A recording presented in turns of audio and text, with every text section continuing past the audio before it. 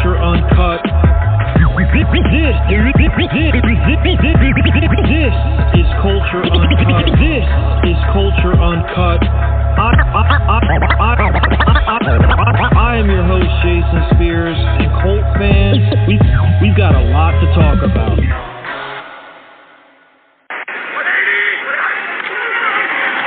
Right back to Taylor with Warren blocking. Touchdown, Taylor!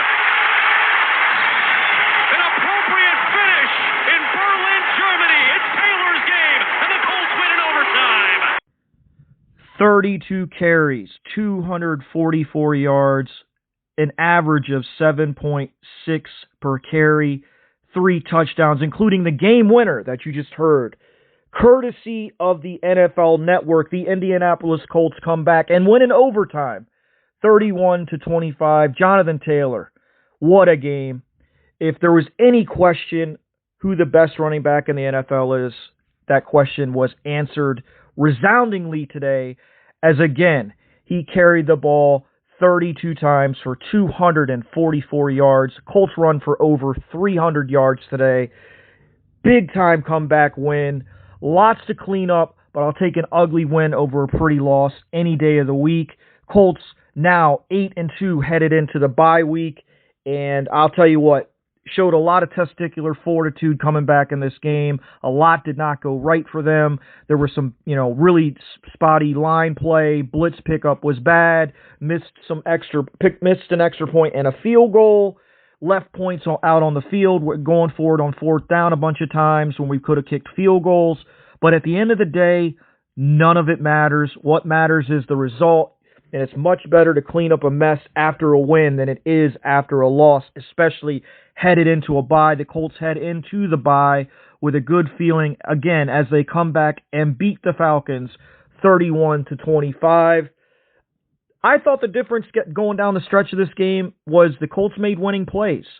You look at the way the defense, you look at the way the special teams got them in really good field position. After the defense gives up the lead touchdown going down the stretch of the game, when the final minute and a half, the Colts get the ball in Falcons territory. They go down. They have the 3rd and 21 after the sack. Daniel Jones, for as many mistakes as he made today and fumbles and not taking care of the ball on that 3rd and 21, he scrambles for 19 yards, sets up a 4th and 2.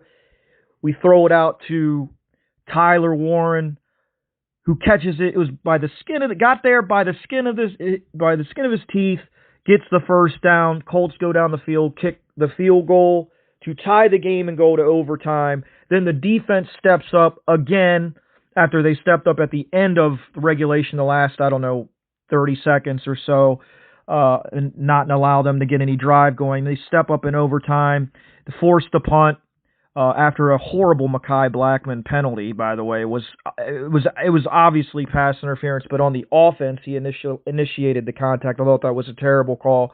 But the Colts end up forcing a punt. Josh Downs with the return, and that was it. It was Jonathan Taylor. It was Jonathan Taylor's game. They took it right down the field. Absolutely incredible performance by 28 today.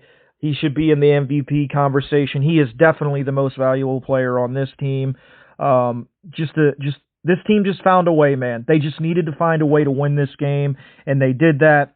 All 3 phases stepped up when they had to have it. Daniel Jones with that scramble and then pass to Tyler Warren. The defense with the 2 stops, and then obviously the special teams coming up big with those returns. Again, lots to clean up. Not going to sugarcoat that for sure. We're going to have the O-line's got to play better. They've got to recognize blitzes better. They've got to block up better. JT's got to do a little better with the pass pro. But, again, cleaning that stuff up after a win is a lot more fun than cleaning it up after a loss. And, obviously, our kicker's got to make his extra points and his field goals and all that stuff. And we certainly did a lot today, penalty-wise, early on. That set ourselves back. We were pretty much in horrible field position for the first 3 quarters of this game, backed up for the most part, and the offense was, really went through a lull between the first quarter and the fourth. But again, It's about finding ways to win, whereas in the past, these games would be games that the Colts would lose. They are winning them this year. So I can't say enough. I mean, I didn't really like the game plan. I felt like they were too pass heavy. But the adjustment to go to the run, and the patience, you have to be patient sometimes. It's not going to happen right away. At one point, he had 10 carries for 57 yards, and I think that was halfway through the third quarter, and we were all screaming on X, just run it, Shane. And after that, he ran for damn near 200 yards. So you just got to hang in there and be patient, because if you do, Jonathan Taylor will always come through. He always does, and he was just absolutely outstanding today. I can't say enough about him. As we go through the game stats, I'll just kind of give you guys an overview of the total yards and all that kind of stuff. The Colts had 519 total yards. The Falcons were held to 290, which is really good by our defense. 196 passing yards for the Colts. That's after, I think, the 6 sacks are taken out. Again, 6 sacks is too many. 3 fumbles. We've got to do better in that way. The Falcons only had 150 yards passing. The difference in the game, 323 yards rushing. I mean, that was the difference. They took over the game. This offensive line clearly loves to run block, and Jonathan Taylor's the best back in the league. The Colts did not do a great job with the run game. They allowed 140 on the ground, and it shows how much we miss Buckner, and Grover was out for a little bit as well. We had 7 penalties, which was, 5 of those were early on. We did a much better job in the second half with the penalty stuff. And then 171 return yards. So the Colts did a really good job returning the ball. And, really in a game where we had 2 total turnovers and they only had 1, when you win a game that you do a lot of those bad things, give up 6 sacks, 3 fumbles, miss field goals, don't take points, and turn the ball over more and still find a way to win, that's rare. That is rare. And so, just looking at, Daniel Jones, he was, blitzed all day, was sacked 6 times. He finished 19 of 26 for 255 yards, 73% completion percentage, touchdown and a pick, 112 QBR. So, I mean, if he could just take care of the ball better, and that's always been an issue with him. He's got to do better with that. He cannot, when he's taking a sack, he cannot leave the ball exposed. That's something he is going to have to work on, and hopefully this doesn't become an issue, because if it does, the Colts are going to have a hard time winning games turning the ball over and putting it on the ground like they did today and last week. Today they came through, they made plays when it had to happen, and they found a way to win. But just looking at the stats again, JT 244 yards on 32 carries, 7.6. Long of 83, 3 touchdowns. Daniel Jones, 7 carries, 53 yards, long of 19. That 19-yard run was a big reason why we won this game. Goodson had a run for 4 yards, and Doolin had a run for 22 yards. So the Colts, again, had over 300 yards rushing. It was like the Jacksonville game back in 2006, but for us, not quite 375, but I think 320 or so.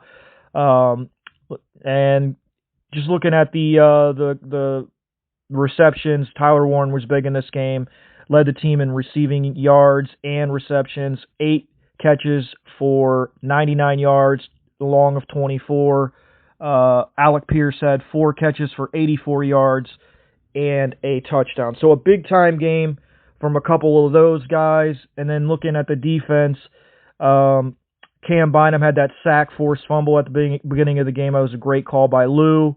And Zaire had a big game. He had, 16 tackles, if this is right, and a sack. So he was big. Sauce, I thought, was solid. I think he'll get better as the season goes on. I think he slipped on a couple plays. The turf there was a little iffy. But I thought he played solid. I really thought the defense overall, outside of the one drive, played pretty well. Obviously Drake Drake London is a big-time player and had a nice game for them. And obviously, Bijan had a good game. 17 carries for 84. Algier, 11 carries for 57. So they both had basically 5 yards per carry, 2 touchdowns from Algier. Penix struggled, 12 of 28, 177, did throw a touchdown, but 42 or 43% completion percentage usually is not going to get it done.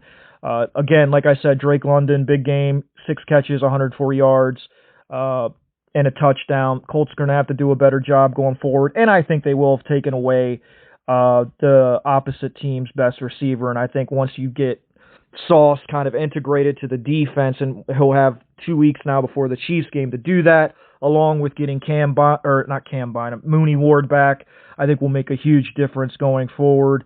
And I think once you get those guys back in the fold and allow Lou to kind of have some time to prepare, I think you'll see, some big time stuff from those two guys, and it'll allow our defense to play fast, play better. But yeah, I thought defensively, I thought Zaire had his best game of the year, and I thought offensively, obviously JT and our return game on special teams, I thought those were the MVPs of the game. Whether it was Downs or Abdullah or Doolin, it didn't matter. We had great returns all day on special teams, and then obviously you're gonna give the offensive MVP to maybe the league MVP in Jonathan Taylor with over 200 yards and 3 touchdowns. And then on defense, I really thought Zaire played well today, and I just thought this was a game I thought going in, because of the circumstances, because of the team that they were playing, that this was going to come down to the end, because you're playing overseas. Weird things happen over there.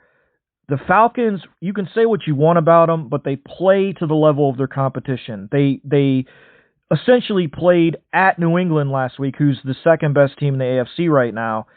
They played them even in Foxborough. They lost the game because their kicker, the same guy that made everything this week, missed an extra point. So, maybe they cut that guy after the game, but they missed an extra point. They ended up losing 24-23. They beat Buffalo in a game that really wasn't as close as the score indicated. But then they turn around and get shut out by Carolina. I think they got smoked at home by the Dolphins. So they're a team that literally just plays to the level of their competition, which is not great for them because they generally lose all their. I think they're 3-6 now. But my point is, I knew that they had the players to hang in this game, and they, I like their defensive coaches are really smart, and I thought they had a good game plan to attack our offense. Shane really needs to understand that Daniel Jones is not an elite quarterback.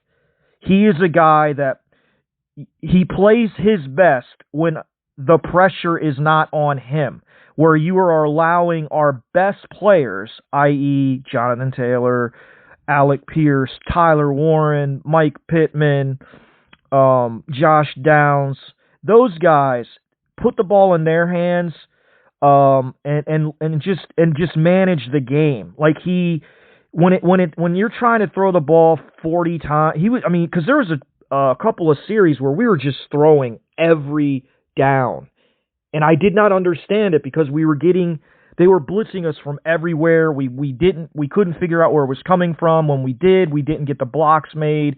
We were getting sacked. We were fumbling the ball. The way to take all that away is to run the ball. And you're not going to run it for a lot every time. You have to be patient. But it keeps the defense off the field, and it gives you the threat of the run. Once we went to the run, the pass became a little easier to throw because you had to, respect the run and the pass. But at one point, we were one-dimensional, and that's when they took the lead and got ahead. And the Colts cannot do that against good teams. They have to stick to what they've been doing all year, which is play complementary football, take care of the ball, don't get penalties, and just get these mistakes cleaned up. I don't know. I'll have to look at the tape on what happened on the 6 sacks. I did see Braden get beat a couple times. I did see JT miss a couple blocks. I don't know if there were some calls that Jones missed at the line, but that has to get cleaned up. You can't be allowing 6 sacks a game, and the Colts have allowed that, I think, the last 2 weeks, and they put the ball on the Jones has either turned it over or put it on the ground, I think, 7 times. So they just have to be better. They have to be better. Or maybe it might even be 11 times or 10 times because we recovered some of those. But it reminded me of the Matt Ryan streak that we had in 22 where he was just fumbling every time he was touched. Like, we can't have that. That has to be cleaned up. When you're going to take a sack, put the ball away and live to fight another day. So hopefully, I mean, I still don't think this is the New York Daniel Jones. New York Daniel Jones doesn't make some of those throws at the end or even come back in that game. So it's not that. I'm not ready to start saying that. I saw some people saying that online. Look, he was bad last week. He was much better this week. He just has to take care of the ball better. So I'm not too worried about him. I mean, he still finished with 100 QBR. Last week, I think it was 60-something. So he played much worse last week. I thought he was better this week. But again, the pressure, they have got to get the pressure off him. The O-line has to be better. They have to be better at picking up blitzes. They have to be better. And I think they'll go back through the film, self-scout, see how teams are attacking them the last few weeks, and make some adjustments because this is an adjustment league. It's a process-oriented league, but it's also an adjustment-oriented league. And I thought the Colts adjusted in this game well, and I think they'll adjust well over the bye week. And look at what Pittsburgh did. Look at what Albrecht and Morris did to attack this offense and see the weaknesses. Because sometimes the best medicine is understanding not your strengths but your weaknesses and how teams are attacking those things. That way you can have answers to those questions. So what do we do when they're run blitzing this from this angle or the A gap or the C gap or whatever? You have to have answers, and that's what coaches are there for. They got to be solution oriented and figure it out. And I'm just so happy they found a way to win. I don't care that the team they played is 3-6 or whatever. You can lose to anyone on any given Sunday in this league. And the team we played just proved it because the week before they damn near beat the second best team in the AFC, New England, if not for a missed extra point. And then they damn near beat us almost because we missed an extra point. So I don't know what to make of the Falcons. Obviously they're bad. They're 3-6, but they're going to fight you. They're going to compete. And they get up for games against really good teams. I mean, Tampa they lost by 3 on the road to start the year. This game, they beat Buffalo. The New England game. So I'm going to give Atlanta some credit. I thought they came out with a really good game plan and punched us in the mouth. I thought Shane was slow to adjust, but then he did adjust finally and just ran it down their throat. Our defense, let down on the one drive, but nobody's going to be perfect. I thought the one drawback to our defense is I did think they struggled in the red zone. That's got to be cleaned up. Nothing's perfect, but up until the end, that was kind of the difference in the game. We were struggling, with red zone stuff and not getting first downs. And I mean, the third down efficiency was horrendous. I don't know what it ended up being, but it was bad. I know at one point the teams were like a combined 1 of 11, I think, on third down conversions, and they were like 0 of 6, I want to say. I don't know. I'm trying to look that up. That was a stat that kind of blew me away when I was looking at it. It's like, this is some really bad third down offense. And of course, it doesn't say on what I'm looking at right now here. Let me get over to ESPN to check that out, because that was a big factor in the game. The third downs and fourth downs, those were big factors in this game. But I really thought, like I said, when the chips were down and they had to find a way, they found a way. And I thought, again, that Zaire played well. I thought the line, was okay. The run defense we knew was going to be a problem because of who we were playing. I thought they did a decent enough job on him. Not great, but decent enough. And yeah, I'm just looking at the scores here because I'm not watching, but the Ravens are down to the Vikings. and the Jags are looking. Yeah, the Jags are gonna cruise to, I think, to a win here. They're up 17-3. I was watching the Houston offense before I jumped on, and it was brutal. But yeah. So I'm trying to find the. I just need to see these third down numbers because they just seemed horrendous. Okay, team stats. I had to go to ESPN. I'm sorry, guys. It's supposed to be a post-game show. I should have did this before, but so listen to these. This is bad. So Atlanta was 0 for 8. So our defense was outstanding on third down. 0 for 8 on third down and 0 for 0 on fourth down. The Colts were 2 of 12 on third down, which is horrendous. 2 of 4 on fourth down. The start of that was, I think, 0 for 2, and I really thought we were going to take the points, but we didn't, and ended up, instead of having 6, we ended up with 0, but there's no guarantee because then we tried to kick a 53-yard field goal and missed that, plus an extra point. We left a lot of points on the field. Let's just say that. This could have been a totally different game, but it is what it is. We made the decisions we made. We missed the plays we missed, and that's the way the game goes. So, again, Colts are 8-2, headed into a bye. Really, I'm just so happy. When is the last time you felt this good about a Colts team? Like, I know some people are frustrated because we didn't play great, but it's so much better. Because, like, last year, there's been games every year. Like, last time we played the Falcons, the year in 23 when we went into Atlanta and we thought we were going to win that game, we got smoked 29-10. There was another game against Cincinnati, against Browning, where we needed to win, and we got smoked in that game. So and then last year, the Giants game. So every year that we've been competitive, there's been games like this, and we've lost every one of them. So to win this game with the way it was going is a big-time win.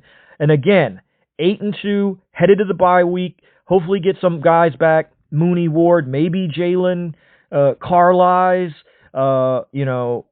Hopefully Grover's okay. Obviously Buck's going to be out. Hopefully we get him back at some point this year because this defense is you just don't replace the guy. He's too good. And you see how good he is when you don't have him. They ran for 5 yards per carry. I didn't know why they didn't just run the ball damn near every play. That's what my game plan would have been. And as soon as Grover went out, I would have ran it every play. I would have probably run 40, 50 times if I was the Falcons in this game against the middle of our defense. But they didn't, and I'm thankful because I think it would have been a different game if had that happened. So the Colts go to 8-2. They are 2-0 in the division. They still are the number 1 seed in the AFC. They have got back on top with that win today. Again, 31-25 in OT. So I talked to an old partner of mine, and there's a chance we might do something special for the bye week. So keep your eyes peeled for that. Just looking ahead of what we have in front of us.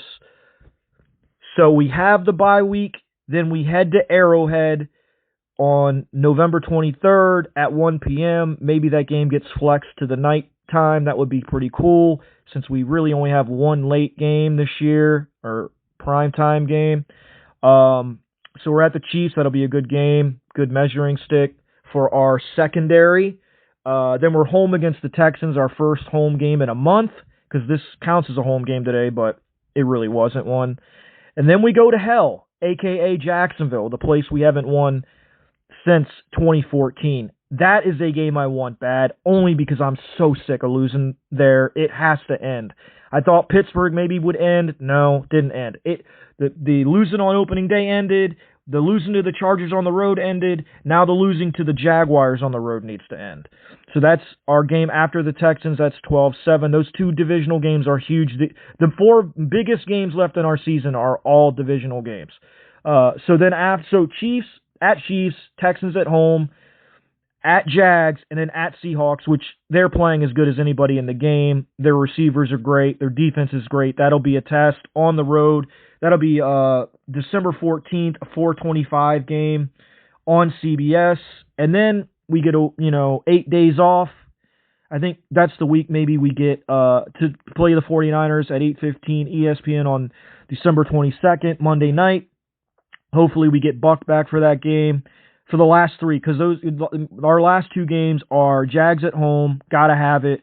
Texans on the road, gotta have it. I'm hoping the Texans are so far out of it by the end of the season, because all these other teams on a stretch run, Seahawks are going to be playing for top seed, 49ers going to be playing for winning the division or a top seed, or just to get in the playoffs. Jags are going to be playing for the playoffs or our division. We don't know where we'll be at that point. Hopefully this Texans game will mean nothing to them and they'll lay down. But I doubt it. But those are the games, man. And to me, obviously I want to beat the Chiefs. The AFC games are way more important to me for tie-break reasons, and especially divisional games, because I want to win this division. Everybody's talking about getting the 1 seed. My focus is winning this division. We haven't done it since 2014, and that was the year we went to the AFC Championship. I would love to win the division and go back to an AFC Championship. And so that starts with winning the division. I would love to be the 1 seed, but win the division, get a home game, and go from there.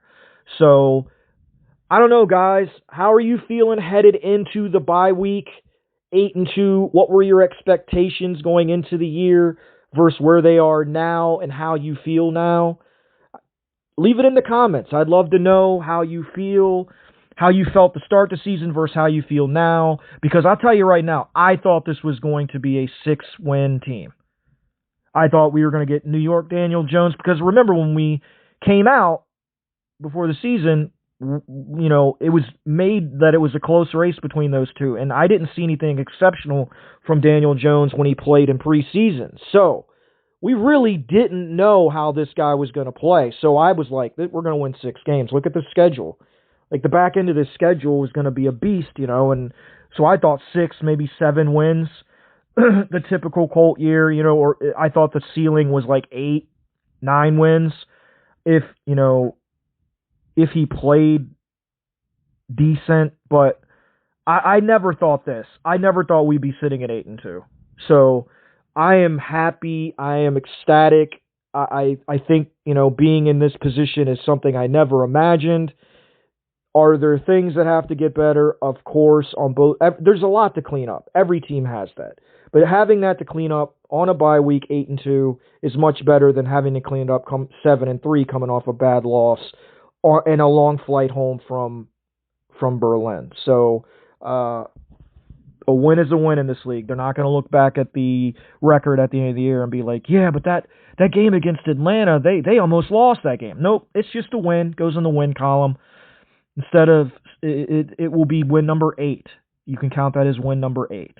So, like I said, guys, I'm happy to be back. Colts are back.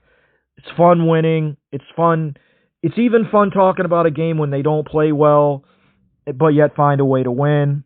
It's much better than talking about what we had to talk about the last few years. So definitely think Steichen can be better. I think he'd tell you that. I think the offensive line has to be better. Jones has to take care of the ball better. Defense has to be better in the red zone. But at the end of the day, and the kicker has to make extra points. But at the end of the day, man, that stuff can be cleaned up. It's a win. 8-2, headed to the bye. I'm really excited. So, like I said, leave your thoughts in the comments. I'll be sure to comment back. I really appreciate y'all sticking with me and ride with me. Man, it's fun to be back winning some friggin' games and finding all kinds of ways to do it. Blowouts, close games, overtime, doesn't matter. As long as that W goes up, man, that's what we're here for. So, with that, I'm going to wrap it up. Once again, the Colts go to Berlin, come back and beat a pesky Atlanta Falcons team by the final score of 31-25. Jonathan Taylor with an outstanding game, one for the ages, his second best performance in Colts history, and the second best rushing performance in Colts history, both by the great Jonathan Taylor, who I would say is the MVP of the league right now. But I am biased. So with that, I'm going to wrap this up. Got something coming for you this week. Possibly. I got a text from an old pal saying he wants to do a show this week. So we'll see if we can make that happen for you guys. For the culture, if you know what I mean. So with that, I'm going to wrap it up. Everybody enjoy the day of games and the week of games next week where we don't have to stress. We can just kick back, relax, and watch some football and chill. So we can, see what other teams do, see where we stand. when we strap it back up in 2 weeks at Arrowhead against the Kansas City Chiefs. Colts win, final 31-25 in overtime. This has been Culture Uncut with Jason Spears. I will talk to you soon. Have a great week.